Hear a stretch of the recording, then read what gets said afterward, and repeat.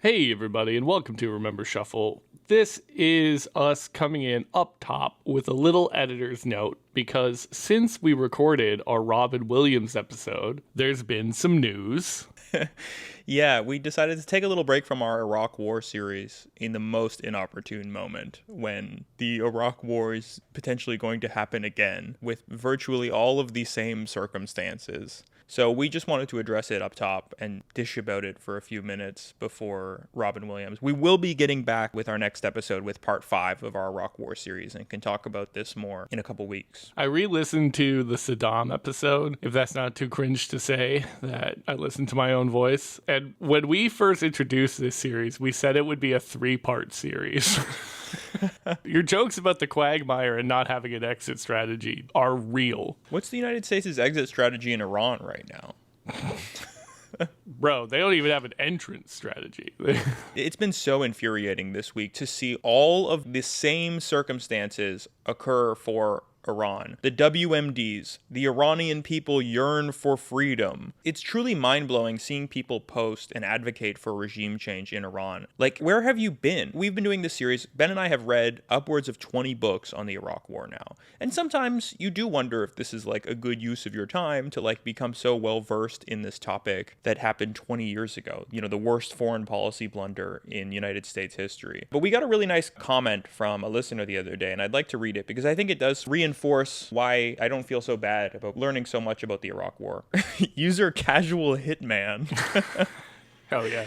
said, been binging the whole catalog and absolutely loving everything so far. The Iraq War episodes have already helped me seem informed in some light discussion that sprung from discussion of Iran. So yeah, and I feel the same way, that basically learning about the Iraq War has given me such a better framework for opposing any military intervention in Iran. Because they are running back the same script, like Giordano just said. It hinges on WMDs, it hinges on the Iranian people yearning for freedom, and it's even more. I opened up my favorite propaganda site, The Times of Israel, and someone is out there comparing the Ayatollah to Hitler. That neoconservative view of the world where everything is black and white, heroes and villains. And it is so frustrating to me because the people who are saber rattling and really trying to cheerlead on this war always go back to the World War II well for their myth, instead of the much more recent and much more relevant comparanda,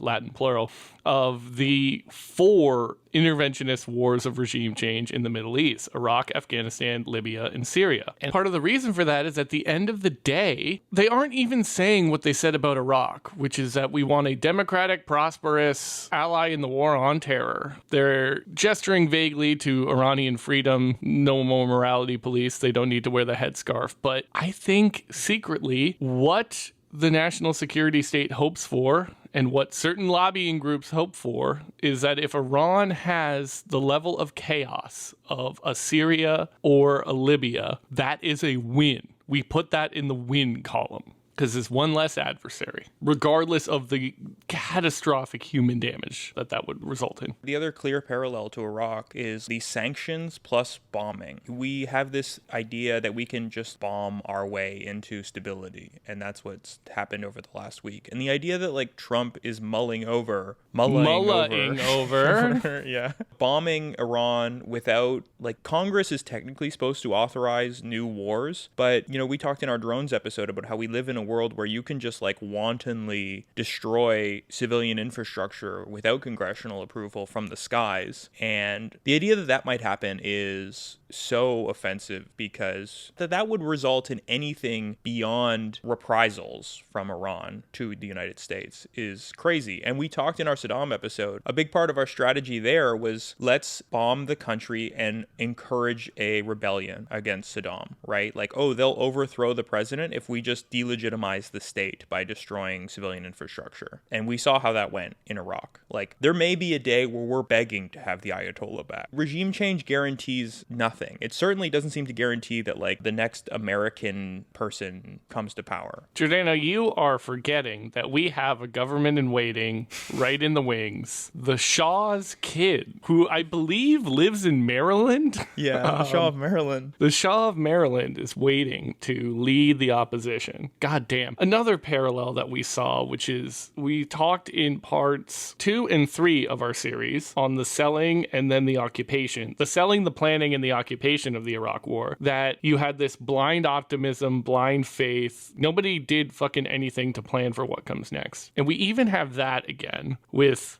this ridiculous notion of putting in the son of the last dictator. And I don't know if you have seen the clips of that Tucker Carlson, Ted Cruz interview, but stop clock is right twice a day, I guess, with Tucker Carlson here, where he asks Ted Cruz some very, very basic questions. He asks him, what is the population of Iran? This is a pretty relevant question. It's actually much bigger than Iraq. And Ted Cruz doesn't know. And it's incredible watching Ted Cruz squirm. And he thinks these are gotcha questions. Oh, I don't go around memorizing population tables. Right, but the population would inform something like, hey, how many troops do you need to run a successful counterinsurgency campaign if that's what's needed, right? We're going to talk a lot in our next episode, part 5, on the surge and like the ratio of troops you need to bring violence down. And we're talking about a country with, 3 times as many people as Iraq in a much more mountainous area? Giordano, I have bad news for you. When you said we were talking about the surge, I spent all my time researching the energy drink from the 90s. Did I mess up?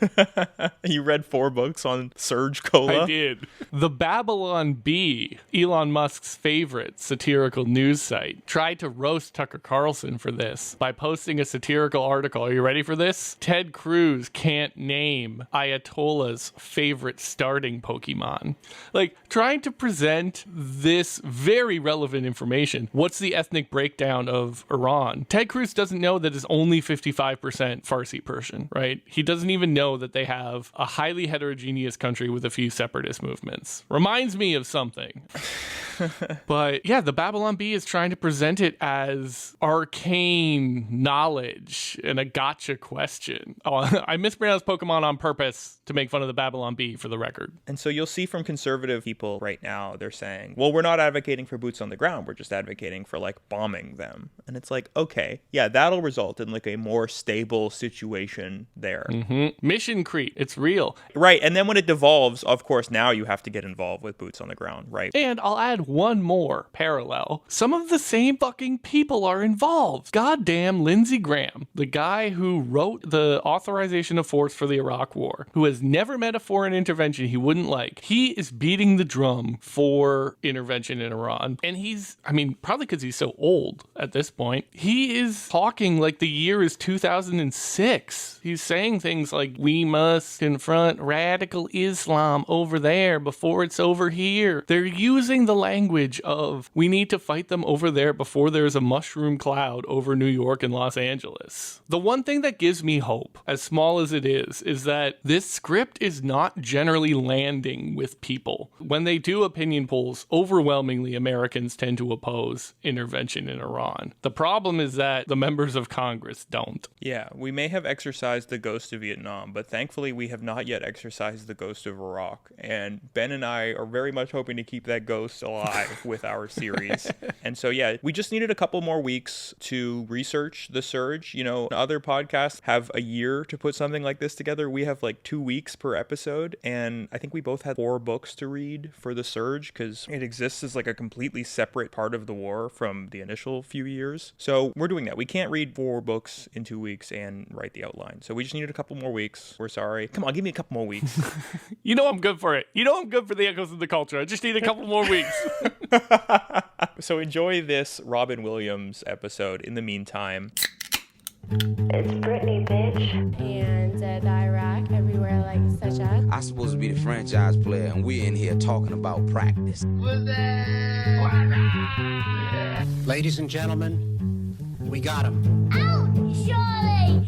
Out! Our next door neighbors are foreign countries. I call upon all nations to do everything they can to stop these terrorist killers. Thank you. Now watch this drive. Hey, everybody, and welcome to Remember Shuffle. My name is Ben. With me, as always, is my co-host, Giordano. Oh, hello, Ben. Taking a break from the Iraq War series. Who is responsible for that idea? I know. 4 straight episodes of war crimes. Oh, that'll be fun. The show is so dark lately that even Werner Herzog is like, oh, this part is getting a little bit unsettling for me. Meanwhile, the French are saying, we told you this war was a horrible idea. And you know when the French say an idea is bad, it must be really bad because these are the people who invented the bidet. Wipe my ass with paper? Fuck no! I will shoot my asshole with a double jet of water. What the fuck? Thank you, Mr. Williams. You know, I put aside like 10 minutes before the recording. I'm like, I gotta write like a Robin Williams style joke for an intro. It took about 3. It is like shockingly easy to write a Robin Williams joke. Yeah, a lot of stream of consciousness, and I was impressed with the fact that you got how many impressions of foreign accents in there? 2. Yeah, I feel like you could have at least gotten a third one in there. Could have squeezed in a Bush impression in there somehow. Right. Today, we will be returning to the world of stand-up for only our second ever time after reviewing Dane Cook, and we will be taking a look at Robin Williams' 2002 special, Live on Broadway. So, Giordano, this episode was your idea. Why are we doing this? That's right, Ben. Why are we doing this? Great question.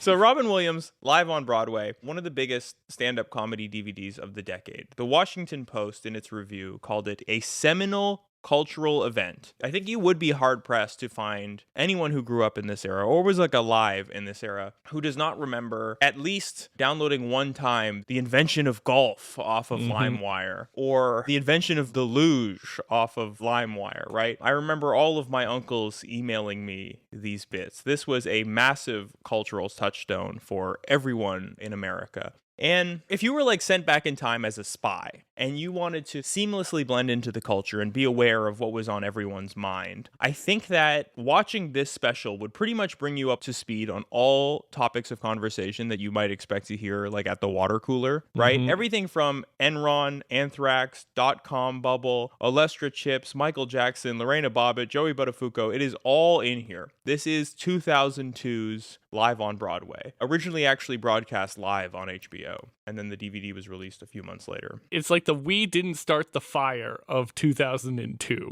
Precisely. In comedy form. Yeah. And it's also really bad, I think. And if you come at the genie, you best not miss. So I have watched this special like I think 6 times at this point. Like I really wanted to make sure that this is bad. And I'm pretty sure it's fucking horrible. So Listener, I was really nervous about doing this topic. It is so easy to dunk on Dane Cook because he is unambiguously a bad comic and unambiguously a bad person. This, from everything we can tell, this is a good person who had a tragic end to their life. And if you are worried that 2 completely amateur non-comics are going to be taking one of the greats to task, fear not. I will play devil's advocate for Mr. Williams, or I suppose Genie's advocate on this episode for Mr. Williams. Just to make sure, after watching this special a couple times, I was like, okay, let me watch other specials from the 2000s and just see if it's like a time thing that's happening here. Like, what if this is just like the passage of time affecting my ability to see what stand-up is good? But there was quite a few albums from the 2000s I liked. You know, I still love Dave Chappelle's Killing Them Softly. I still love Mitch Hedberg's Mitch Altogether. And you know what? I watched Robin Williams perform stand-up like in the 70s and 80s to prepare for this. And I thought those were far better than Live on Broadway. It isn't just that I'm just like angry in general about stand-up. Like I said, I was able to enjoy Robin Williams in the 70s and 80s. So something happened. And I'm going to get to why I think none of this works at all. It's because he got clean. Maybe. Because he was sober in 2002. Yeah, so much of this special is like what we've said on this podcast before, which is like a reference is not a joke. Okay, so someone recently said that they liked our signposting here. So I'll be talking a little bit on like what the state of stand-up comedy in the 2000s was like, what scenes existed, where this sort of fits into stand-up as an art form in the 2000s. And then we'll get into Robin Williams live on Broadway. I'll be covering some of the themes of his act as a whole. And I'll follow that up by just talking about like specific jokes from this special, some of which I liked, some of which I thought had solid premises. They say the number one way to ruin a joke is explaining it, but have you ever analyzed the themes of a joke? That just makes the comedy even better. Sorry, I think jokes should have premises that, like, even if someone who isn't funny repeats to you the premise, you should be able to understand, like, why the idea is funny. Sorry. And then we'll do a little echoes in the culture and closing thoughts, as always. So, all right. Overview of what is the state of stand-up comedy in the 2000s as a whole. I just want to touch on this to show you why Robin Williams doesn't necessarily fit into that. And I think it has a lot to say about what is kind of wrong about the way that culture works now. So, first of all, stand-up, very dear and near to my heart. This is the ultimate Anglo art form to me. Like, every culture does rap now. Every culture does rock and roll. All of those things have been stolen from us by other cultures and other languages, but not stand-up. Stand-up is like the only thing that the English world does. They don't have it in other countries. You go to Italy, they don't have Italian stand-up comics. You go to Indonesia, they don't have, Indonesian stand-up comics. Once Jordana was asking two European friends of ours, an Italian and a German, what their comedy scenes were like. And both these guys were kind of flummoxed. And the German eventually went, we like to say that the French are homosexuals. And the Italian guy went, oh yeah, us too. That's the state of continental European stand-up. Just Rainier Wolfcastle ass jokes. Right. And so if this is going to be our thing, what is our best representation of like this great art form? Did you ever notice how men always leave the toilet seat up?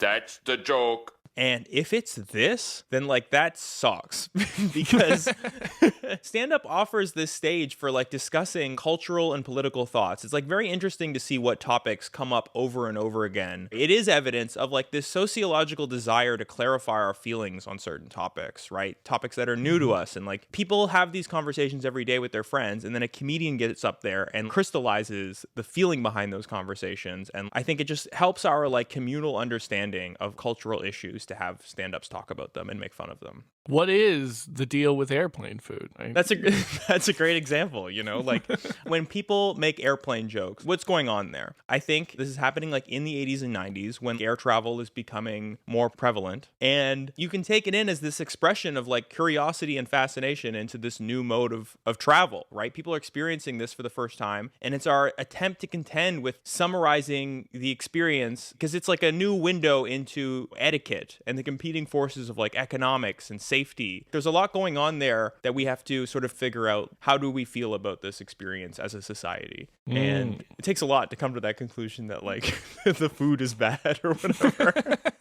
If they got a black box that can survive the crash, how come they don't just make the whole plane out of that, Giordano? What is clearly going on here is our inability to comprehend this idea of having an indestructible record-keeping device, but a destructible travel mode, I'm being a little facetious, but like I listened to probably about 20 stand-up albums from the 2000s to get ready for this, and you see these three topics come up in almost everybody's act. The first is like religious fundamentalism. We've talked about this on the show before, but there is this religious revival of sorts happening in the 2000s with an evangelical being elected to the White House and certain political movements being based in evangelical thought, right, when it comes to creationism or abortion, gay marriage, yeah. And as a result of that, there's a backlash to it, right? We talked about on the show how like often the backlash to a cultural trend is just as important as like the cultural trend itself. And that's what a lot of this is in all of the stand-up. No one is doing pro-religious stand-up, but every comedian feels the need to have a premise that's like, imagine if taking the scripture literally, religion is so dumb. David Cross does this all the time. Yep. He does like, he's a self-described atheist, like in his stand-up act, not just in interviews. He does endless like redneck impressions. Can you believe how stupid these people are? And I'm not like knocking them for it. I'm just describing that like this is a thing that often comes up in stand-up in the 2000s. They're commenting on the cultural milieu in which they exist. Robin Williams, same thing, as we'll see. He loves to talk about Christian fundamentalism. And it's this backlash against these crazy Christians, right? Aaron Sorkin would be proud. Another thing that comes up a lot in the 2000s is not necessarily the topic of globalization itself, but they're very much informed by like a newly globalized world, right? You know, the WTO, they break down trade barriers like this. But the GATT, they break down trade barriers like this. What's the deal with Monsanto's GMO crops? They're just carried by the wind, and then they sue the farmers. That's not necessarily globalization. You know, you have guys like Russell Peters and Robin Williams, whose entire stand-up act is based on the premise that you are familiar with general stereotypes about everyone on Earth, right? In a pre-globalized world, Russell Peters' act doesn't make any sense. Neither does Robin Williams. When Robin Williams is describing like the tendencies of Arab or Indian people, in order for you to get that humor, you kind of have to know like a little bit about those people. And so the fact that so many people are basing their act in this era around impressions of other countries is a reflection of like that. You know, imagine a comedian in the 20s trying to make a joke about Koreans, or even go back farther, like someone from the 1850s trying to make jokes about stereotypes around the world. It wouldn't make any sense. These people have no exposure to people around the world, to Australians. They'd be making jokes about the Flemish, the coast of Barbary, the Barbary pirates. Yes. And then the third thing that you see all the time is black people and white people jokes. Dave Chappelle almost exclusively does this. I think the first 12 minutes from For What It's Worth is about white people versus black people. And that's not new to the 2000s, right? No. That goes all the way back to Eddie Murphy and Richard Pryor talking about the state of race in America, and it continues to this day. I guess this specific topic is something that's just like an evergreen thing that people are talking about. So I promised you a overview of the 2000s comedy scene, so let's get into that. As we've talked about on this pod, boomers are very much sort of passing the torch to Gen X people. And it depends on the art form. You know, movies, that's still probably boomer dominated, but like something that focuses on young people, young energy, like music or stand-up, that's where Gen X people are taking over. And so Robin Williams exists outside of that, right? Robin Williams is, I think, born in 1950. He's very much like the quintessential boomer stand-up comedian, someone who made his bones in comedy in the 70s on the West Coast, right? If you watch his specials from the 70s and 80s, he's like going into the crowd, you know, he's putting on their clothes, he's using their camera, he's drinking their drinks, he's doing a lot of like really sort of postmodern stand-up, experimental stuff. And I really liked it because it's giving him a chance to show off like how good he is when he's spontaneous and when he is improvising, when he's in the crowd like that. Stand-up at that time was trying to subvert the form a lot. Steve Martin talks about how, also a California comedian in the same era, you know, taking the entire crowd to the McDonald's next door and ordering 120 cheeseburgers from the drive-thru, right? Like really postmodern approaches to stand-up. Jordana, what is the premise of that bit? Well, the premise is that you're subverting like what stand-up should be, right? Instead of like jokes, the subversion is the premise that like, isn't this ridiculous, right? Isn't this crazy, unexpected? I didn't know you could do this, right? It's creative. Aren't I just a wild and crazy guy? Exactly. Yeah, it's a lot of wild and crazy guy stuff. You watch like Robin Williams on Johnny Carson, he's still doing that. He's going into the crowd, you know, putting on people's jackets and commenting on them and stuff. That's what's sort of interesting, I think, about this special, because the art form should be driven by Gen X people at this time in the 2000s, right? And it largely is, and he exists outside of that. But Gen X people like Chris Rock, Bill Burr, David Cross, Patton Oswalt, Dave Attell, these are all guys born within a few years of each other, 1965 to 1969, and they're all rising to prominence in the 2000s. So I think for me, the most notable scene in the 2000s is like the alt comedy scene. You know, people like Patton Oswalt, Eugene Merman, Dimitri Martin, David Cross. I think this is sort of interesting because it mirrors like the indie rock scene in New York, right? It's a lot of like DIY shows. You listen to these albums and they're all far more like conversational. A lot of ums and likes are kept in there, sort of like an EP from an indie rock band or something. In the same way that you might hear like distortion on an indie rock track. These are people who describe themselves as nerds, right? Shows like Rafifi in the East Village were put on. What Patton Oswalt said about the scene is that you have these people who, they don't want to try. To try and fail is painful. So like you're just winging it or appearing as if you're not trying at all. Personally, not for me. I think you should actually like sit down and polish up your work. But a lot of these people are born from like UCB, and a lot of our like first millennial comics that rise to like the national spotlight will appear at the end of the decade. People like John Mulaney or Aziz Ansari through the alt comedy scene. There are some other scenes that were notable in the 2000s. You know, any of these we could probably do an episode on at some point, like the Opie and Anthony style comics, people like Bill Burr, Patrice O'Neill, Jim Norton, black comics like Dave Chappelle, Chris Rock, Kevin Hart, musical comedians like Flight of the Conchords, Lonely Island, Weird Al, Tenacious D. Weird Al's an institution. He transcends the 2000s. Yeah. The AV Club came out with an article for like the 10 best comedy albums of the 2000s, and I think 4 of them were musical comedy acts, and I was like, what the fuck? To quote our friend. The Blue Collar Comedy Tour, I would love to do a Larry the Cable Guy episode one day. I just have never been able to stomach watching him for like more than 8 minutes. One day we will sit down and we will get her done. And then you have like some family-friendly comedians at this time as well. People like Jim Gaffigan, Brian Regan. I know there's going to be one commenter who's like, you need to do a Brian Regan episode. So just mentioning that scene as well. What are your thoughts on David Cross and his comedy? Just on a total aside that's going to take us off the outline. Okay. I thought I really liked it. In my head, I was like, oh yeah, he's really great. I know that he is like one of the earliest alt comics, so he's sort of a trailblazer in that regard. I know that some of his bits I remember very fondly, like McDonald's and advertising, you know, like as if McDonald's thinks that it has to still advertise cheeseburgers to us. I will say, re-listening to his specials from the 2000s, I fucking hated most of it. I just found that it was way too conversational for me. A lot of likes, a lot of ums, and I was like, dude, you're a club comic. Polish this. You're doing this material every night. There's no reason to have uhs and ums in there. I similarly, you know, he's Dr. Tobias Funke, one of my favorite situational comedy program characters of all time. And it's funny that he was this edgy alt guy, but because cultural mores are constantly shifting, he has this bit that I see on Instagram Reels now and again where he's doing Drumpf comedy, where he's listing all of the lib problems with Trump or whatever. And he has a bit where he imagines what it's like to be a Trump voter, and like this one thing is what you put over the line, and he starts reading a list of all of the bad things Trump has done. And the joke is that the list goes on so long that at first he's saying it from memory, and then he's literally reading off of a paper, and it's pretty cringy.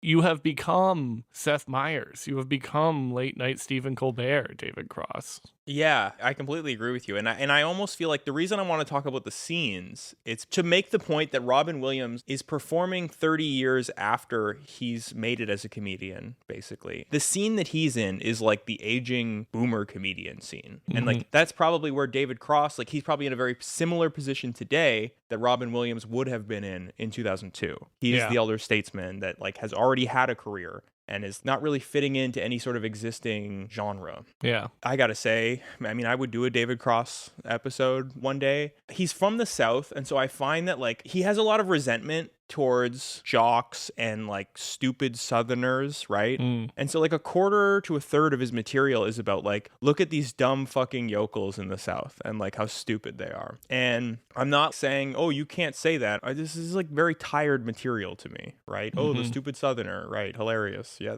they're dumb. I've seen Oh Brother Where Art Thou. Yeah. Okay, so let's get to our beautiful hairy boy, Mr. Robin Williams. So just a few themes on Robin. I want to talk about like the nature of performance versus premise in stand-up, because I think that there's no doubt that Robin Williams is an amazing performer, right? The things he can do with that water bottle. Yeah, I know. If you remember from this album, he has a collection of like 25 water bottles. And I think the point that you're meant to take is like, oh, look how hard he's working up there. Look how much he's sweating. He needs to drink all this water just to stay hydrated.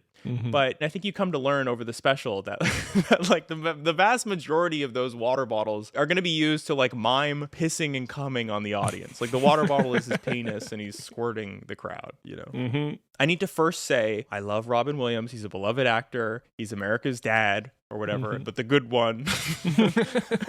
And I have this great sort of like emotional attachment to him for his movie performances, and I'm always thrilled to see him in a movie. This is me condemning Hamas before I make my point. However, there are no premises to his jokes. This is all a performance. And I find that for someone to be a great stand-up comedian, they have to have both performance and premise. So you look at someone like Mitch Hedberg, right? That is someone who I think whose jokes have great premises. An escalator cannot break. It can only become stairs. Amazing premise. The way in which Mitch Hedberg delivers lines like that is a performance, right? His like sort of laid back shtick. Laid back? Giordano, he was on heroin. Yeah. Giordano walking into a 19th century opium den. Wow, these are some chill guys. Well, Mitch Hedberg, he was so laid back that even the guys in the opium den were like, this guy needs to speed up. There it is. Chris Rock is a performer, is a great performer. You listen to like the way in which he delivers this voice. It's not his regular voice. Dave Chappelle, same thing. They're putting on a character when they perform. And I think like all great comedians do, right? There's very few comedians who like don't have a persona that they're doing on stage. Zach Galifianakis is live at the Purple Onion. Great premises, great performance, right? I love that album. Williams is a great performer without any great premises. And I think that this falls into like a Dane Cook or Russell Peters style performance, I'm sad to say. Again, great in movies, love him. So let's talk a little bit about Robin Williams' style. As I've alluded to by mimicking him, one of his premise presentations that I find can get a little stale, considering he's been doing it since the 70s, is he was so blank that even blank was like, no way.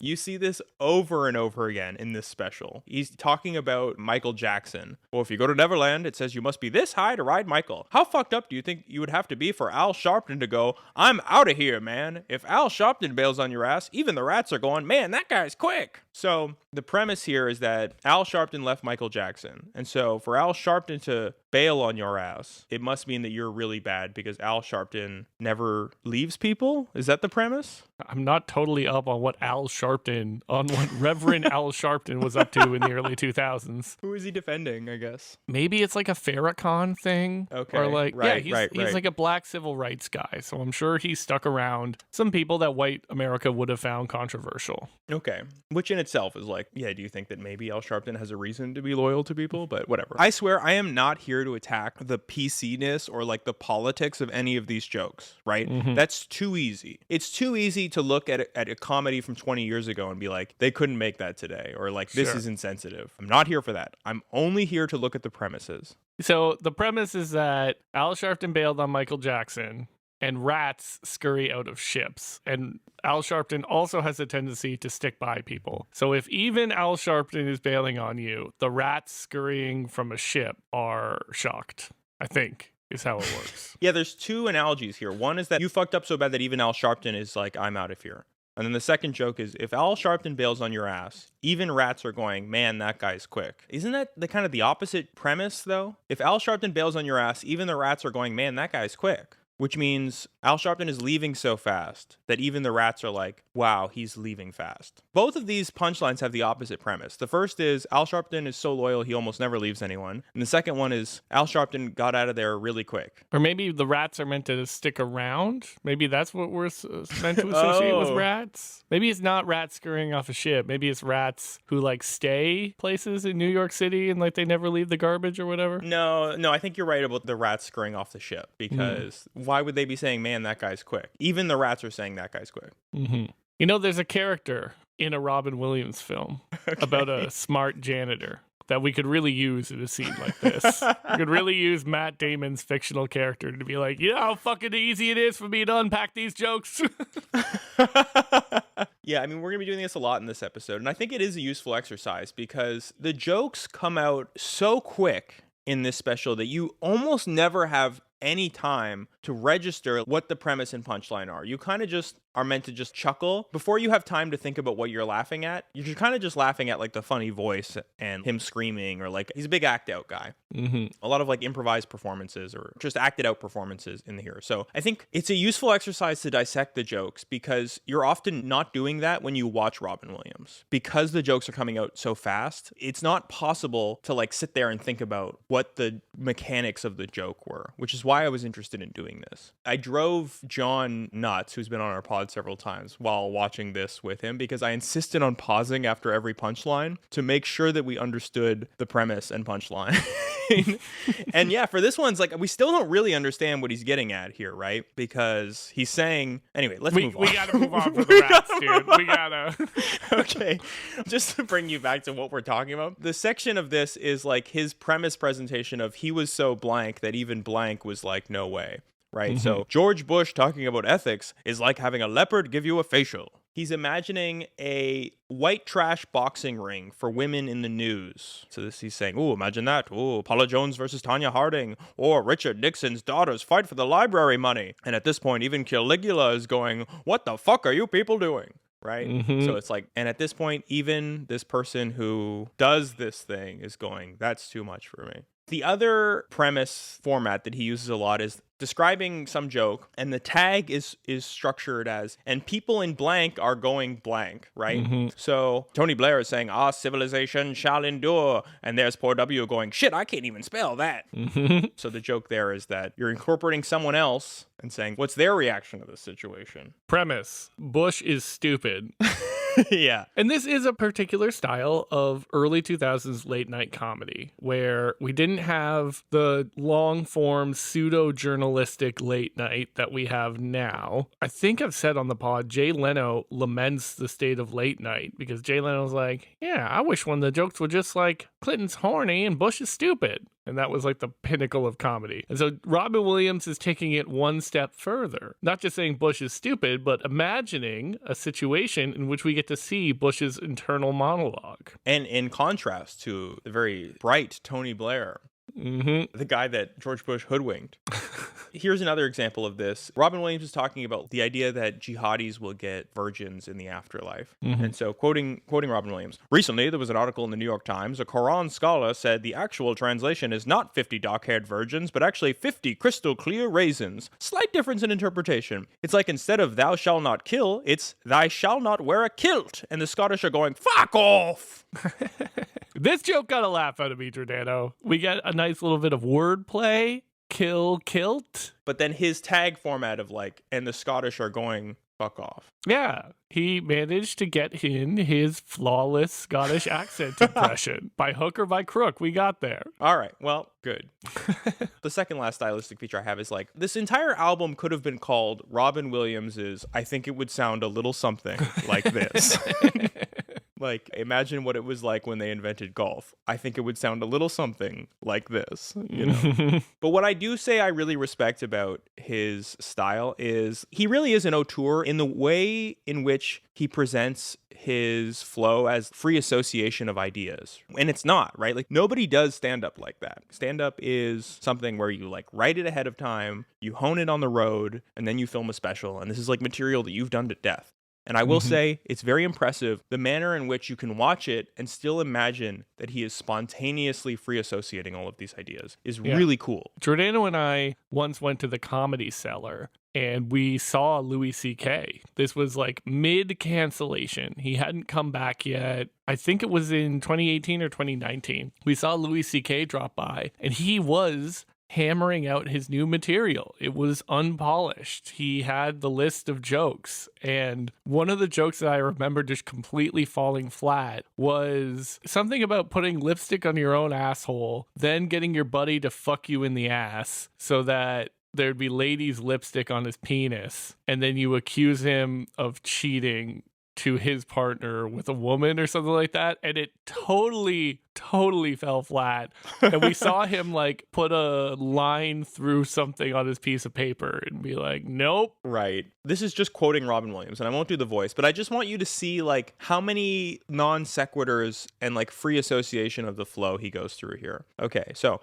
in the World Cup, they always claim there's bad refereeing. Someone may have been paid off. Oh shit, say it ain't so. You're telling me that the Oscars are also political? Fuck off. There's a gay mafia? The mob's hand? A fairy godfather? Does this pistol make my ass look big? If you go to LA, there's a great greeting these days that people do. Love ya, love you. Hey, love you. The worst referee in Winter Olympics was a French judge. Once again, the French fucked with us. So it's like watching ChatGPT enter a delirious state or something.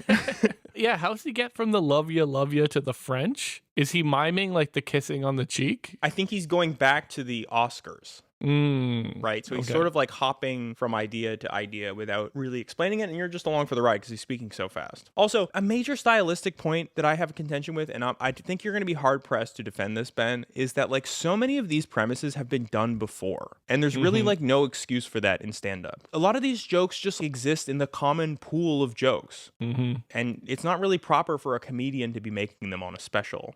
I think Will Sloan pointed out in an episode of The Important Cinema Club that like the joke One Nation Under Dog is almost certainly from like a joke book from like the 40s, right? For if you're a dyslexic person, right? A dyslexic person saying One Nation Under Dog. But like there's a joke in here, oh, Jesus was an only child and thank God, because who would want to be Jerry, the brother of Christ? I'm like, bro, there's a whole movie about this.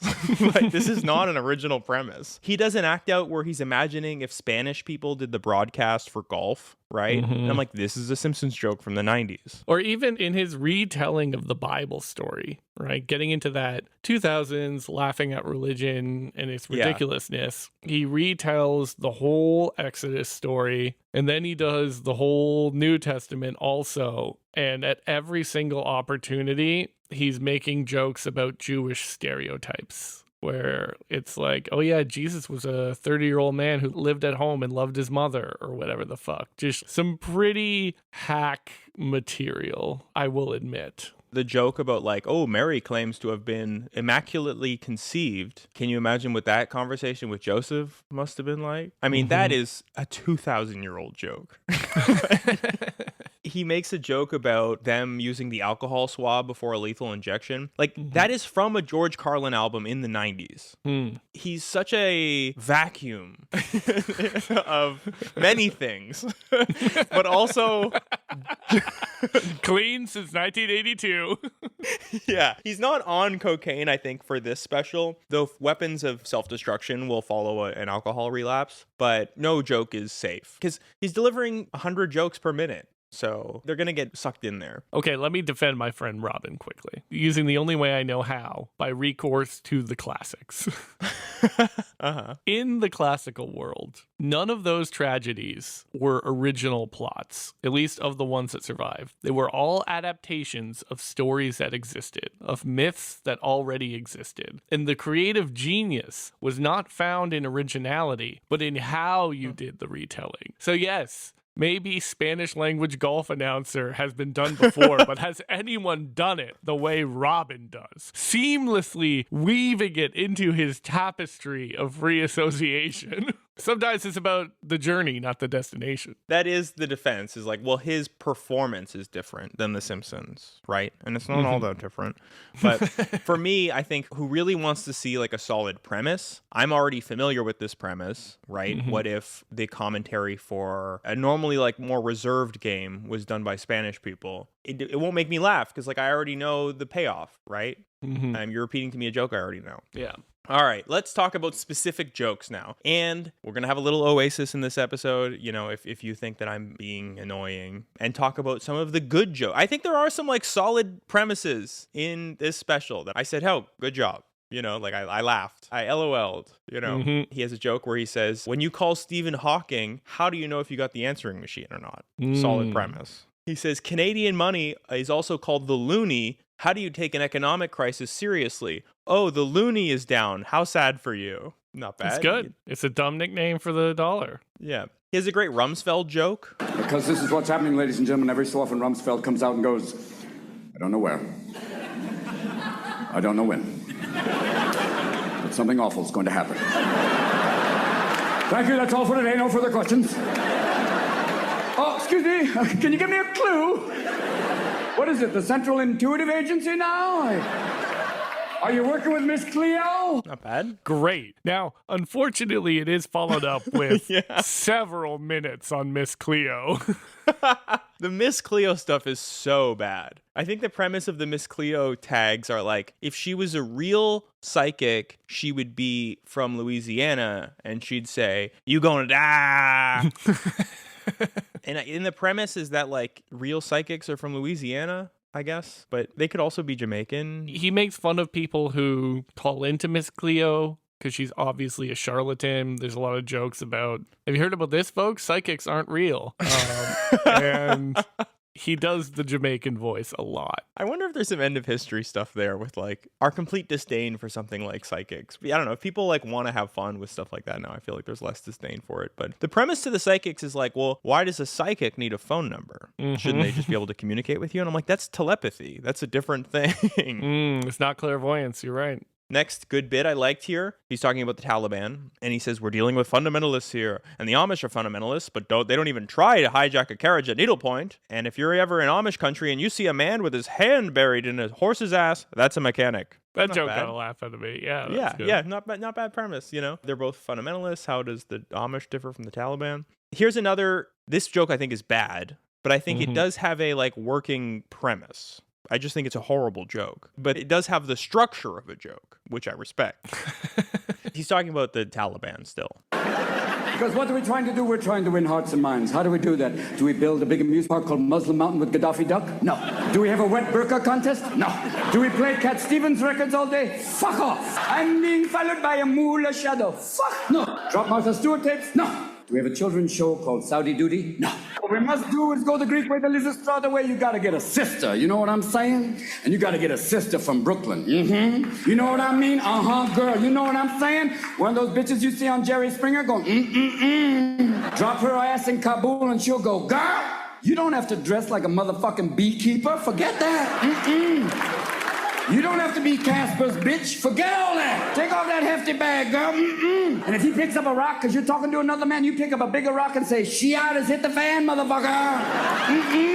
He tries to cut off your clitoris, make you a Barbie doll. You grab a knife and say, Lorena Bobbitt time. I think that's the second Lorena Bobbitt reference in the special. You're right. Wow. You know your judo well. Yeah, I mean, the premise of this joke is if we really wanted to get the women in Afghanistan to stand up for themselves and be proponents of feminist independence in Afghanistan, we would send over some women from Brooklyn to go instruct them. What race are they, Giordano? He doesn't explicitly say.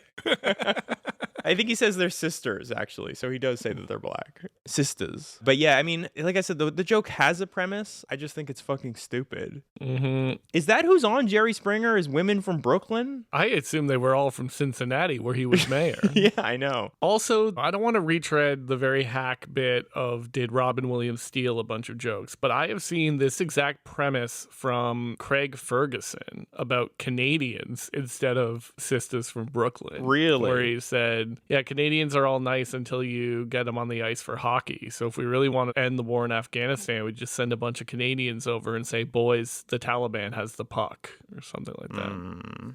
Okay. I mean, yeah, the premise is a little bit different, but the setup is the same, which is if we really want to beat the Taliban, then we can send over blank to do blank. Also, the fucking wordplay. We had, I'm being followed by a moolah shadow. We had Saudi duty instead of howdy doody, which like is a reference I don't even catch. That's a Howdy reference. Doody was a boomer era TV show. So much of the jokes require a conception of like the boomer mythology, the television shows they would have watched growing up. There's so many references to like TV shows from the 70s. There was a third one where it was just something vaguely Middle Eastern thrown in there. So we get silly voices and we get wordplay. Yeah, rule of threes, Robin Williams. Next album, maybe keep that in mind. Come on, dude. I condemn Hamas. I respect Robin Williams.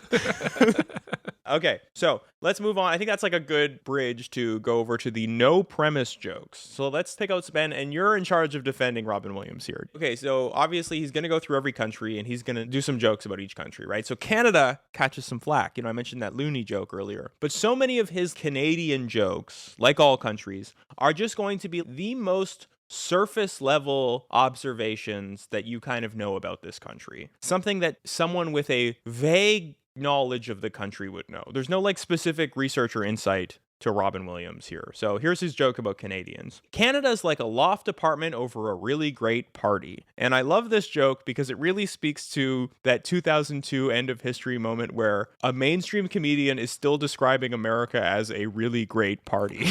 You know, like, That is definitely from a bygone era. I think you would be hard-pressed to find any comedian describing America like that. Yeah, as lesser than Canada. I'm sorry, the 25 years of mass shootings have done away with those rose-colored glasses. Right. Quebec is going to break away from Canada, but still keep the currency. It's like a kid moving out of the house, but I would still like to get the money. Fuck off, you. I will defend my friend Robin partially. This is more than a surface level knowledge, because this is about one of the specific minutia of separating from Canada. I would also point out, though, like, yes, this was this thing from the 1995 referendum where it was looking like it was close, and the Quebecois were saying, oh yeah, we're not going to make our own Quebecois dollar because it would be worth something like 25 cents American. So we're going to keep the Canadian dollar even after we separate. And people on the Federalist side were like, what the fuck? So I will defend his depth of knowledge about Canada. He is, however, making this 1995 ass joke in 2002.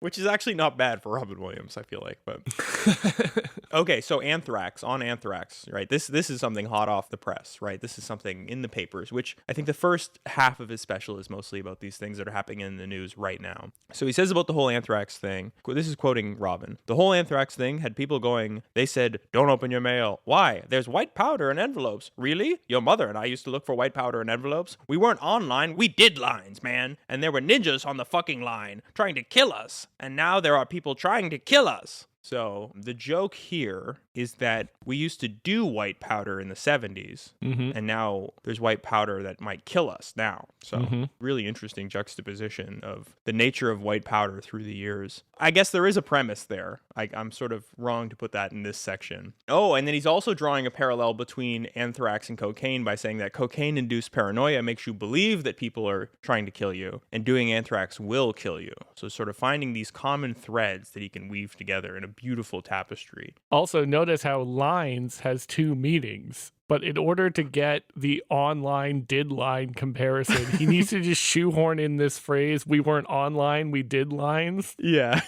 In a bit about the mail. I think he does the same thing in the Weapons of Self-Destruction tour where he mentions, like, we weren't blank line, we did lines. He felt the need to bring that one back in the second special. Okay, this is one of my favorites, and I really want to hear you defend the way that he presents this material. This is something called the Guns N' Moses bit that he does. He's doing that thing with the Bible, right? Taking it literally. Imagine how stupid you would have to be. So you're saying we're all descended from Adam and Eve, then we're all cousins? That's right. Dun, dun, dun, dun, dun, dun, dun. Here's the thing. There are miracles, though. There's miracles in the Bible. Like when Moses, and I'm not talking Guns and Moses. No, I'm not talking, not Charlton Heston going, let the Jews go, the Pharaoh gets two in the head. No. Charlton Heston, a man who said guns don't kill people. Apes with guns kill people. Second Amendment, it started off, it was muzzle loaders. People going like this, and this still continues. That's okay. Okay. The premise of this joke is he's talking about Adam and Eve, and he goes, and then Moses. And I'm not talking about Guns and Moses. And I'm flipping out, going, nobody was thinking about Guns and Moses. There's no such thing as Guns and Moses. You're the one who brought up Guns and Moses. We know you're not talking about Guns and Moses. It doesn't exist as a fucking concept. Is there some wordplay that we're missing? No, he wants to bring up his killer, Charlton Heston, as Moses. Well, that's because Charlton Heston played he was Moses in the Ten Commandments, of course. And he was a gun freak. I just think there's a better way to get to that bit. Like, Charlton Heston played Moses in the Ten Commandments. Imagine if you're like, the real Charlton Heston would have his guns on him. You're doing the Robin Williams. You're doing Charlton Heston Moses might sound a little something like this. I don't like the way that he introduces this premise, which is to say, and I'm not talking about Guns and Moses. And I'm like, I know! I know you're not talking about Guns and Moses. It's not a thing. And then he rounds that out with his timeless Planet of the Apes joke. A movie that aired in theaters 35 years prior to this. Again, like part of this boomer mythology that we're talking about. And I'm not talking about Guns N' Moses. I know, buddy. Few people frequently are. Oh, and then he ends that joke with going, during the Second Amendment, they were loading their muzzle rifles like this. And he's miming the jack-off motion, right? Like that's how you would clear out a rifle. And then he says, but people are still doing this. People are still jacking off, right? So fucking true, dude. Oh my God. Quantity has a quality of its own, Giordano. Yeah, you want to talk about muzzle-loaded rifles. Talk to Napoleon about that. Okay, this is one of my favorite. This is, I think, the punchline I heard that I was like, I want to do an episode on this. And spending the dollar bill instead of in God we trust, in Gates we trust. Mr. Gates, when did you realize you were creating a monopoly? Monopoly's just a game, Senator. I'm trying to control the fucking world. Don't you see? Windows Millennium Me, it's all leading to information technology. Soon it'll be total information technology. Tit. And when you're sucking on the tit, I have you by the motherboard. Okay, the joke here is that... You're killing me, Giordano. You are killing me.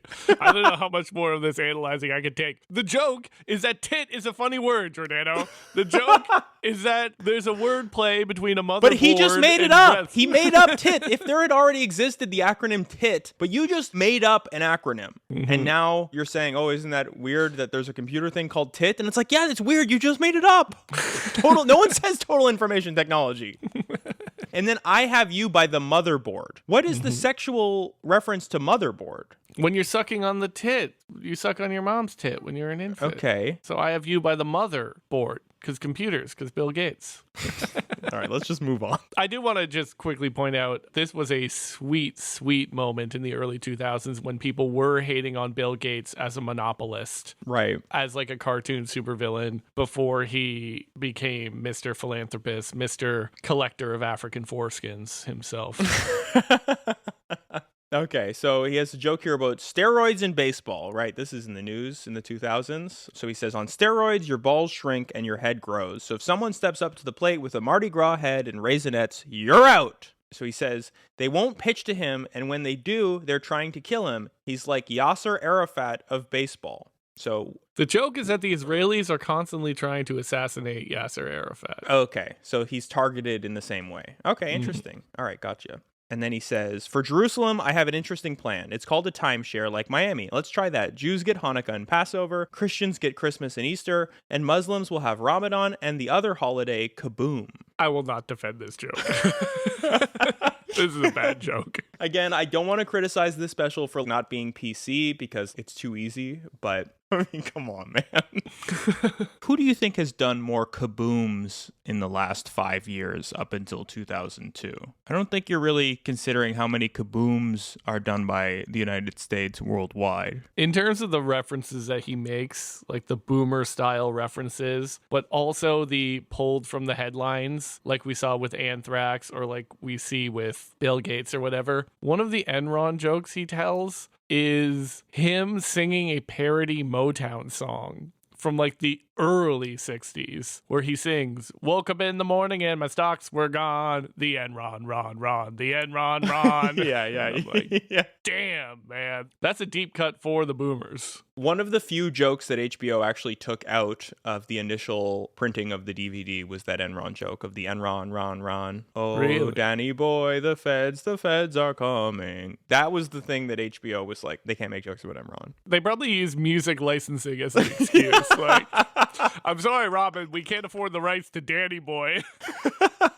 Yeah, that's almost certainly probably more likely than like them being worried about upsetting like the Enron people. Okay, so he does this other joke where he's like, oh, they have metal detectors at airports now. Imagine what it's like to have a lot of piercings and go through that one. And the machine is going nuts. And I'm talking about people who are heavily pierced, not like Britney Spears. I'm a virgin. Yeah, and Michael Jackson is the father. Move on. Okay, so he's saying not like Britney Spears, I'm a virgin. So he's saying I'm talking about heavily pierced people, not like Britney Spears, I'm a virgin. So is the implication that the people are saying that they're heavily pierced, but they're not? I really don't see the connection between these two sentences. Could you explain it to me? And I'm talking about heavily pierced people, not like Britney Spears, I'm a virgin. No, I can't. Okay. Let's move on then. Is it a pun on pierced as in the penetrative act? So like Britney Spears claims to be a virgin as in lightly pierced, but she's actually been heavily pierced? Okay, no, I think I like that. That's probably what he's saying. But again, the fact that we need two brains to come together for 30 seconds is not a great sign for a joke. I think he just wanted to take the opportunity to dunk on Britney Spears and point out that he does not believe that she is not promiscuous. She is, in fact, a ran-through slut. Right? Robin Williams got to get that out there.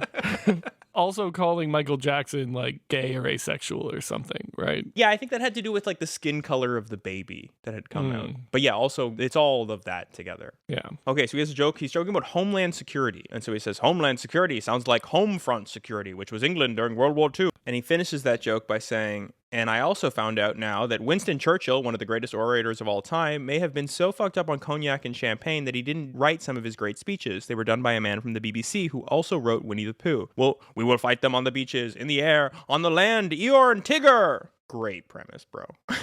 Like, what if someone who wrote something wrote ideas from their other works into that work, right? What if Christopher Columbus wrote Mrs. Doubtfire into Harry Potter? You ever think about that?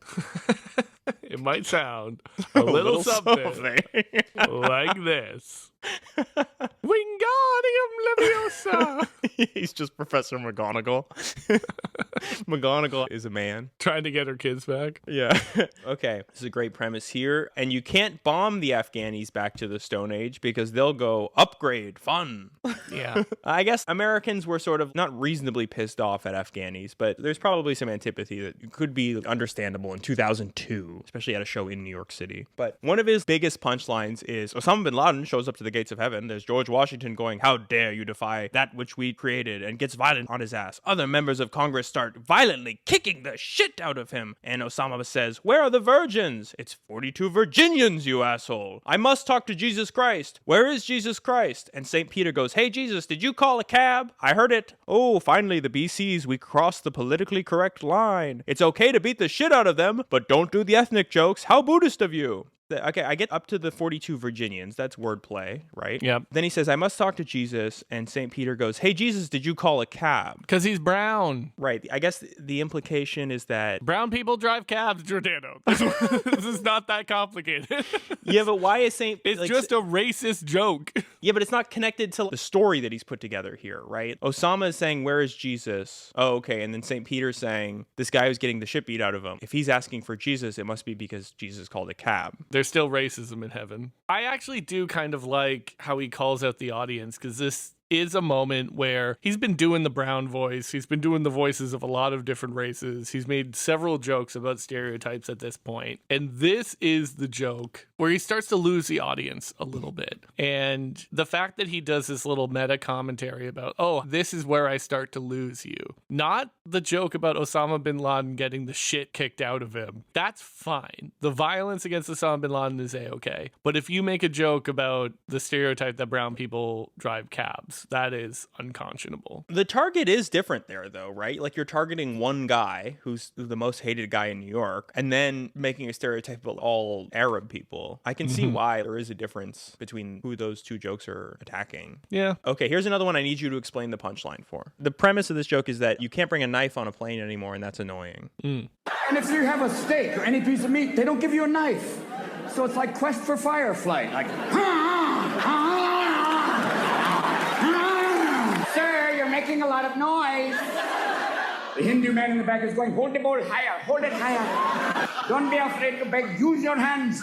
Okay, so Quest for Fire is like a 70s movie about cavemen trying to get fire. That part makes sense, that you're having a hard time cutting the meat or whatever. But he says, and then there's a Hindu man on the plane holding a bowl in the air saying, you have to beg, you have to beg. I just don't understand. Like, do you know what's going on here? I thought initially it was a joke about how Hindus don't eat beef. I thought that might be the joke. But right. I think it's a reference to Buddhist monks with their begging bowls. Maybe the idea is like you are begging the flight attendants for a knife. Okay, you have to beg to get a knife, but they don't have knives. Or you're begging for fire, or you're begging for food. I don't know what you're begging for, but you can't eat your food, so you're begging for something. Okay, if anyone knows what the premise of this joke is, please let us know in the comments. Okay, this is just the last part of this specific joke section where I just talk about jokes that he makes multiple times in the same special, which is hilarious, like the concept that you would repeat the same joke. He makes multiple jokes about how weed makes you lazy, right? Yes. So the first time he introduces this this is Shaun White, the snowboarder. He got dinged for a performance-enhancing drug. Ladies and gentlemen, I've tried pot. This is a Tom Myers bit, which is why I'm doing that voice. But so much of this is Tom Myers bits. And so he's saying, you wouldn't finish first in a snowboarding competition if you were on weed unless there was a big Hershey bar at the bottom. He points out that Afghanistan, they might smoke hash, but imagine a terrorist that was high on weed. I think it might sound a little something. Then he points out that Jamaicans would never make an atomic bomb, but they would make an atomic bong. They would have a bong hit transplant there. Listen, Giordano, he has an hour and 40 minutes to fill, okay? And he speaks fast, so there's bound to be some repeats in there. Okay, all right, fair enough. So he has 3 of the same premises in this special also, where it's like, sports don't make any sense when they're removed from their cultural context. So he talks about figure skating, and he says, they hold them up by the pussy, and they hold them in the air. The tag to that is, even a gynecologist is like, put on a glove, man. It's like, why would even a gynecologist say that? They always put on a glove. So it shouldn't be the word even. It should be the word and. It should be, and a gynecologist is saying, put on a glove. Not even a gynecologist is putting on a glove. Does that make sense? Yes. He's quibbling over what kind of conjunctions Robin Williams used. Robin Williams, I don't think you want a concessive conjunction here. I think you need a coordinating conjunction. Yes, you get it. Okay. And now Giordano's high school English teachers are like, wow, I taught him something. So he has this long joke about the sport of golf. If you remember anything from this special, it's his golf premise, right? Isn't golf weird? Divorced from its cultural context, isn't it strange that we hit a ball through the woods? So the joke is, and you realize how drunk Scottish people get that they could wear a skirt and not care, and only they could invent a sport like golf. And then he goes on to say, here's my idea for a sport. I knock a ball into a gopher hole. He goes on and on and on. But what I don't understand is only they could invent a sport like golf. Why could only the Scottish do this? Because they're drunk more? Like only a drunk person could do this, I suppose? Because it's a funny voice for him to do. Yeah, but that's not a premise. I think the premise is, if I describe this game outside of its context, it seems ridiculous. What you are criticizing is the premise. This thing that we take for granted makes no sense. If I were to push back on you, how is this different from the airplane joke that is trying to distill and crystallize this new experience? This is taking something that we all assume is normal and then describing how ridiculous it is with a silly voice. I think it's more like his jokes about religion. Here's this thing we take as normal. Let's look at it without the cultural context of this is a game. It's meant to be challenging. And it sounds ridiculous now. And then he has a great skeleton joke, which I believe was maybe a new sport in the Olympics at this time. I think it's luge, not skeleton. Sorry, luge. Yeah. And this only matters for the joke because he says put a skate in your ass. And we all know the luge is when you go down lying down, and skeleton is when you go face down. He also says that you go balls first down a mountain. Right, because you're on your back, but your feet are pointing down, so your balls are forward. Right. And again, I think the premise here is, let me do my German impression of someone going, first, I will dress like a sperm. I want to quickly just talk about like the last 5 minutes of this special. Okay, sure. They're beautiful. They're perfect.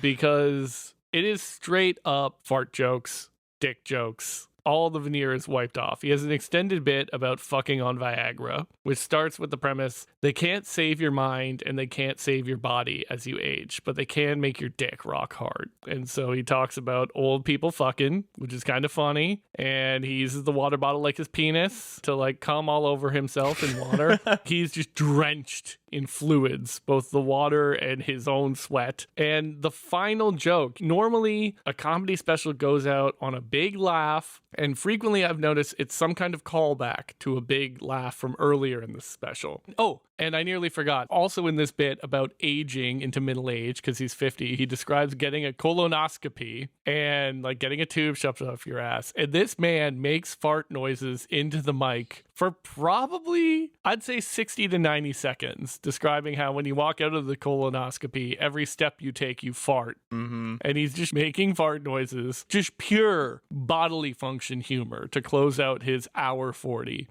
And the final joke is after the old man has come, his woman says, all right, now it's your turn to go down on me. And he says, ladies, do we look like this? And he puts his mouth in the crook of his elbow and makes like growling dog noises into his own elbow. And that's what he goes out to. Mm-hmm. No notes.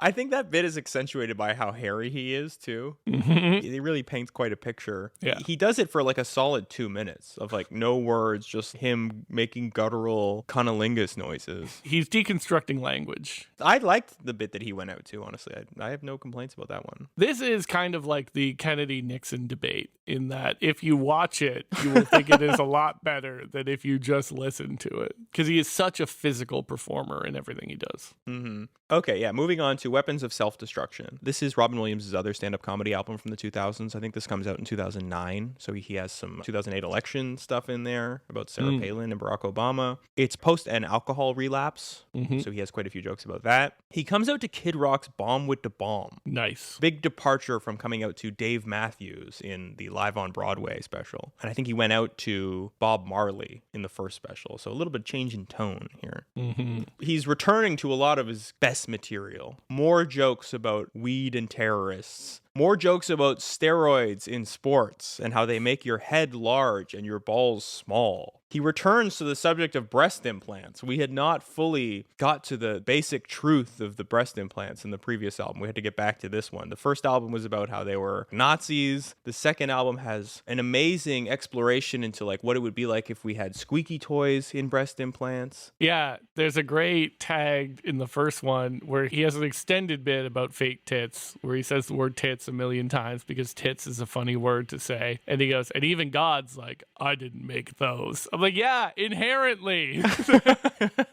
That's a funny one that kind of stayed with me. Not funny, but just like, again, I don't know the word even. I think that's an and. And God's like, I didn't make those. Getting upset over this quibbling. Okay, Robin Williams in this special has a voice of the GPS bit. Nice. I bring this up because Tom Myers has an extended bit about this. And because Robin Williams is such a great performer, it sets him above Tom Myers. But I just find that like so often the premises are very similar. Tom Myers just doesn't have the performing chops of Robin Williams. But like Robin Williams says, what if Bob Dylan was the voice of the GPS? I think it would sound a little something like this, you know, and then it's the GPS is being cryptic, right? Okay, that's better than I thought it would be. Yeah, I thought it was just going to be him like, turn right on the next avenue. Yeah, that's basically what it's like. And then he'll go like, and then you go into a shoe and come out the blue. Okay, that's good. That's some of his more experimental lyrics. That's a good joke. Yeah. No, solid premise there. I only bring it up to highlight that it's also a premise that a bad comedian would do, i.e. Tom Myers. Mm-hmm. And also to point out that like if comedy is a medium for curiosity about these society-wide ideas, of course the GPS is going to be in there. Of course in 2009, like alternate fuel sources are going to be a major topic of concern. I remember everybody was talking about ethanol as a fuel source and stuff like that, biofuels. Put corn in the cars. Right. We got all this corn around. Put it in the cars. Well, yeah, Robin Williams speculates, what if we had a tube that went from your ass to the car? And you ate a bean burrito, folks, and you farted while you were driving, and this powered the car. You ever think about that? You're laughing already. So he goes through every fuel source, and he has an extended riff on it, right? Ethanol, now your car is drunk, right? Well, imagine what that would sound like. Helium, you come out for a road rage incident, and your voice is really squeaky. Imagine what that would sound like. Hydrogen, that's just asking for the Hindenburg part, too. Okay, I want to play this clip of him talking about his alcoholism because I think it's by far my favorite bit from this second album. And I really want you to take this in, Ben, because I really love this. Another drug they don't tell you is a drug. It's a class 4 narcotic, alcohol. And the only warning they have on a bottle of alcohol is don't drink this if you're pregnant. Bullshit, that's how you got pregnant, number one. And alcohol is especially dangerous for people like myself, alcoholics. Or you can say ethanol challenge, whatever you want to call it. And people are going to know, Robin, how do I know if I'm an alcoholic? Well, as one, let me give you some warning signs. Number 1, after a night of heavy drinking, you wake up fully clothed going, hey, somebody's shitting my pants. Number 2, you have a couple of cocktails, you find yourself on the freeway going, what are these fuckers doing going the wrong way? Number 3, you get drunk, you go out for Indian food, you wake up in Bombay with a camel licking your balls.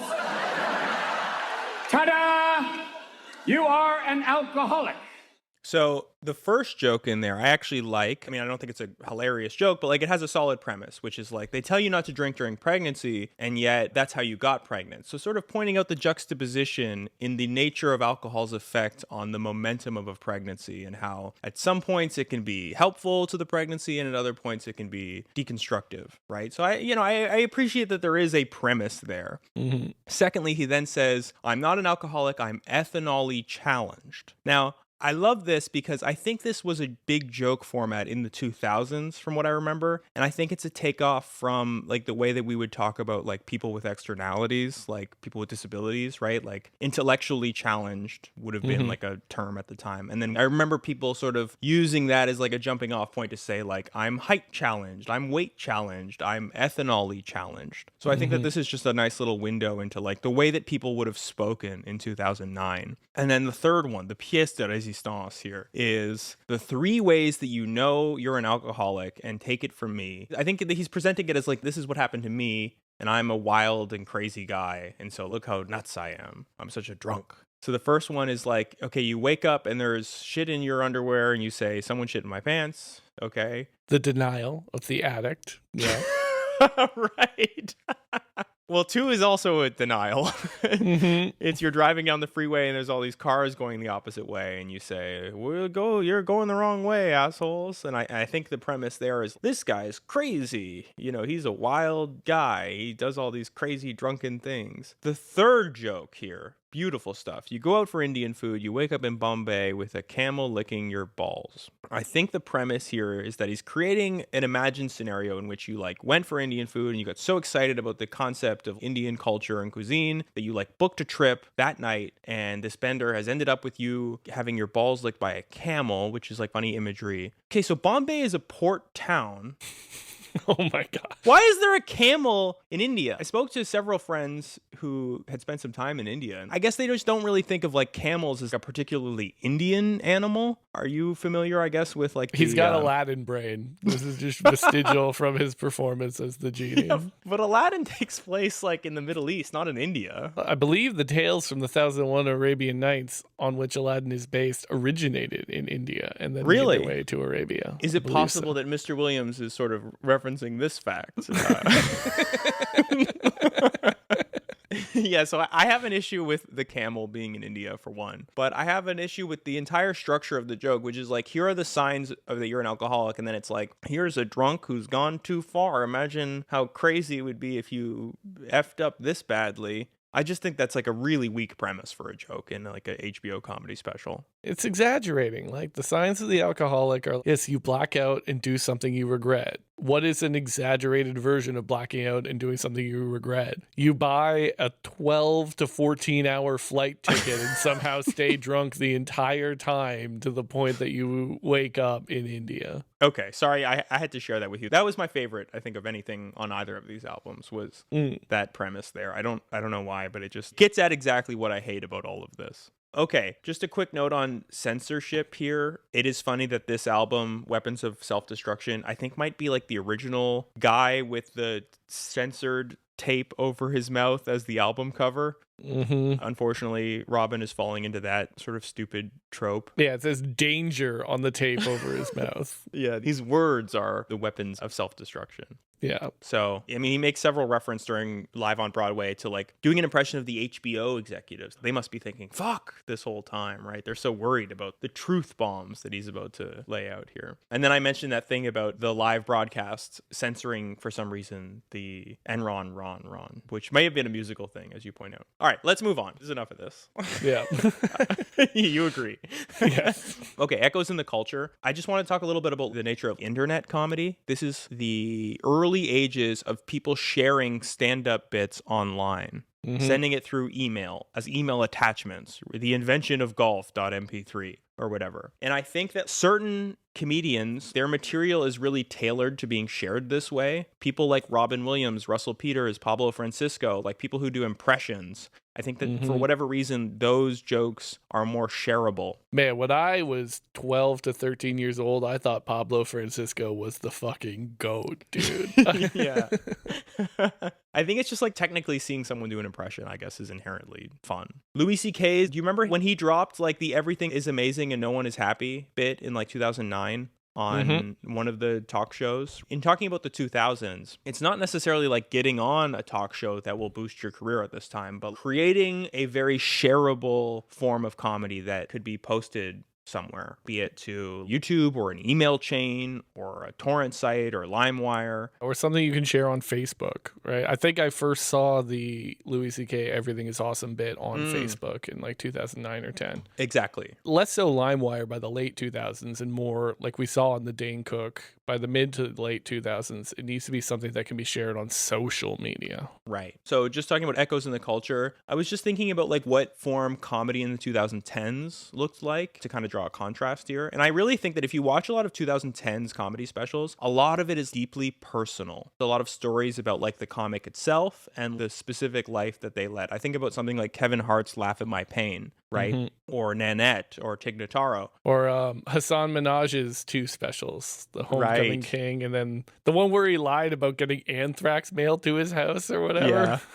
Yeah. Just sort of interesting because I don't really think any of the comedy that I listened to in the 2000s was like a deeply personal story. No, it's just like, shut up and make me laugh. Right. Little just like funny note here that Chris Columbus, who made Mrs. Doubtfire, as I mentioned, Robin Williams apparently wanted to be Hagrid, cast as Hagrid, but there was a like Brits only directive that precluded him from doing so. So while he is certainly hairy enough to play Hagrid, apparently not British enough. They'll both do Scottish accents. Okay, one last little echo in the culture here is I do think that if Robin Williams was still alive and healthy, he would have been the first person to do like a 40-hour stand-up special using ChatGPT, because I asked ChatGPT to like write me a John Fetterman, Robin Williams bit. And like, because his premises are so weak, I just found that it was almost imperceptible whether or not this was AI or not. Okay, so here's me doing Robin Williams' ChatGPT bit. Fetterman, Senator Fetterman. Oh, God bless that man. It's like he showed up in Washington, D.C. and thought he was still at a Grateful Dead concert in 1992. Everyone else is talking about committee hearings and balanced budgets, and there he is just wondering if he can get pizza delivered to the Senate floor. It's like he looked up the dress code and thought, formal wear, huh? Well, it's summer somewhere. Is this legislative session or a particularly intense game of ultimate frisbee? And Chuck Schumer is over there like, Senator, we're discussing the appropriations bill for rural broadband development. I'm Chuck Schumer, and you are comfortable? And he hasn't attended any votes. They can't find this guy. They send out search parties like, have you seen Senator Fetterman? He was last seen near a soft pretzel stand looking deeply philosophical. So yeah, he could have done the 40-hour comedy special. Damn, that was shockingly not bad. I mean,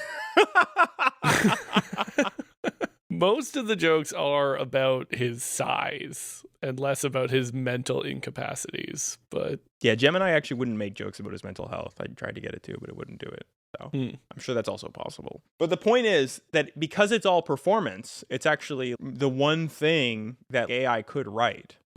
Okay, closing thoughts on Mr. Robin Williams. My closing thoughts are like, I just think about this generational thing a lot when it comes to him, right? That in the 2000s, we have this aging boomer comic who's still doing his thing, but the emerging comics, people like Bill Burr, people like Louis C.K., they're doing new things and going to become like the culture of the present and the future. And what I worry about now, we talk about culture freezing in place at this point in like the mid 2000s with our movies and the way that they're like not hiring writers anymore. And so we don't have any more junior people to eventually take the more senior roles because it's possible now for like AI to do the junior roles. But the problem that it sets us up for is that in 10 years, we don't have any new people. And so what I worry about is that all the elder statesmen now, like Bill Burr and Louis C.K., who are these new people that are eventually going to become the new generation? And thankfully, like in stand-up comedy, I think that there is ample opportunities for new comics. Like I know of a lot of comics of my own generation, which is great.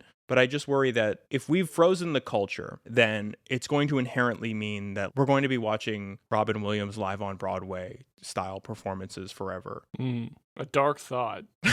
For my closing thoughts, I was thinking about this, and yeah, I barely laughed over the hour and 40 minutes of this special, I will admit. But part of me still likes it more than some of the self-serious storytelling autobiographical retrospective that we talked about in the 2010s in particular. I think there is a place for stand-up comedy to discuss serious issues. Like, I think Black comics have been doing this forever, talking through the anger and hurt and pain of racism and doing it in a funny way. But I don't know, man. If these are the two paths that are before us, I don't know what the future of comedy necessarily looks like. I don't super love the self-serious stuff. And then this generation of comics are just complaining about fucking PC culture and like complaining about woke, you know? Like this generation of elder statesmen has become their own sort of self-indulgent.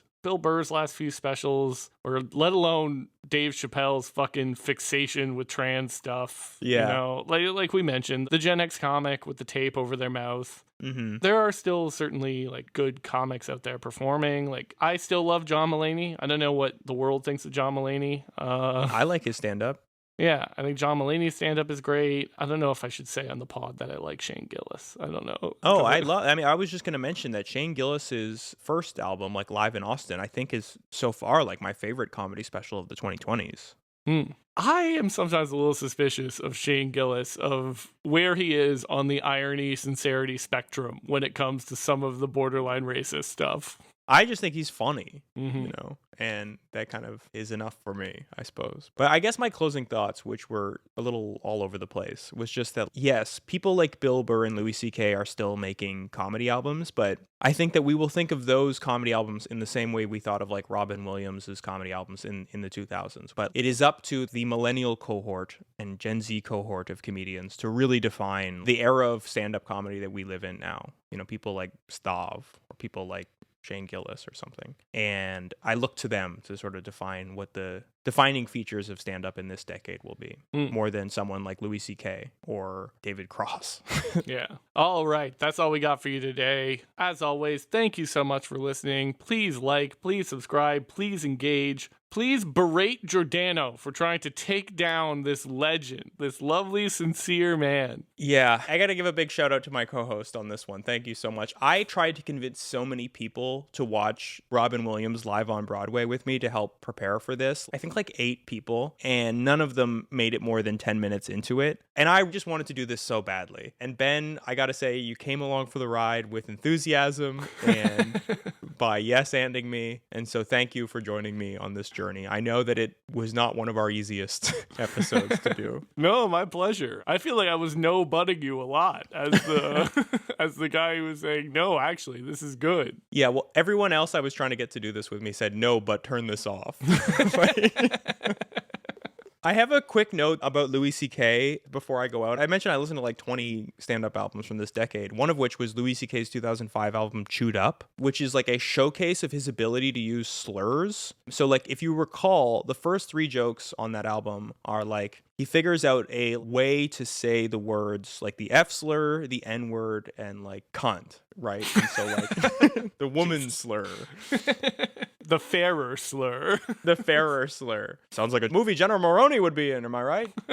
Once he's broken the ice on those, he keeps using those 3 words like repeatedly throughout the album. He finds opportunities to like say the N-word again or say the F slur, which I think is like actually quite impressive in a way. Like it's very difficult to like use those words on stage without everybody hating you. And the fact that he found a way to do it, I think really speaks to his ability as a stand-up comic. And it's just funny because people always point to him and say that he's like a comics comic. Right? I wonder if it's because of this ability to say things like that comedians sort of respect his style, that he's like, wow, Louis C.K. found a way to say the N-word as a white guy on stage. Like, that being said, I can't really remember his premises too much. Is that the special that gave us that N-word made the shit out of my coffee? Yeah, that it is. That's the second joke. Yeah. Yeah. Okay, cool. Thank you so much for indulging me, both Ben and the audience. I love doing this. I would love to talk about more stand-up albums from this decade at some point. So let me know if there's any you're specifically interested in. And don't worry, we will go back to a rock. But We got so tired. We will get back to our Iraq War series. We just needed a little break. I mean, listen, if we do 4 episodes on Iraq, that's 8 weeks, right? Which means like we've spent at least 8 weeks reading about Iraq and talking and thinking about it. And it's just like, it's too much of my focus to be centered around this horrible thing that happened 20 years ago. I'm becoming the most annoying guy to all my friends. They'll be like, did you hear about white phosphorus? And I just want to give a thank you to everybody who signed up for the Patreon. I'm like so touched at how quickly we've been able to cover the costs of having the podcast and everybody who signed up. I found that I want to record so much more now that we've seen so much support from fans. So thank you so much. It's really reinvigorated our efforts to making more episodes. So big shout out to everybody who signed up for the Patreon. Yeah, huge thank you. Yeah, that's all we got for you today. Ciao, ciao. All right, peace.